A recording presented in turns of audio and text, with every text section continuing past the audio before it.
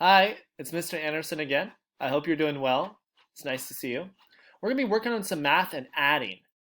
When we add things, we're going to be putting them together to see how many there are. So let's do it together. Okay? Count with me, please. 1, 2, 3, 4, 5, 6. So up here we had 4 mugs, and down here we had 2 mugs. 4 plus 2 equals 6. There's 6. 6. Good work. Let's try another one together.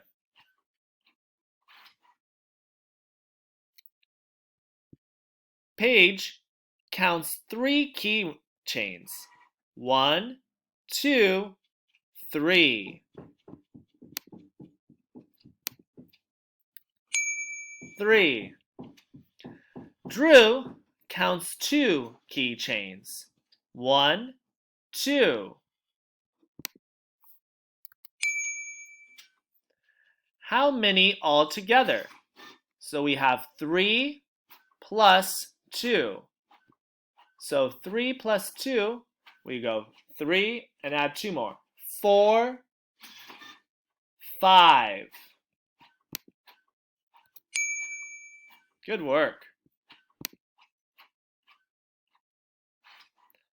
Okay. This is the same one, but we can just see that they wrote it in again. So let's try it again. Paige counts 3 keychains. 1, 2, 3. Here's 3. 3. 3. Drew counts 2 keychains. 1, 2. 2. 2.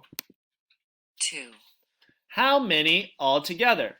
So remember, we have 3 and we add 2 more. It's good practice to try the same problem. 4, 5. 5. Awesome. So sometimes we may see some of the same problems, and that's okay, because the more we practice, remember, the better we get. Awesome job, and I'll see you later.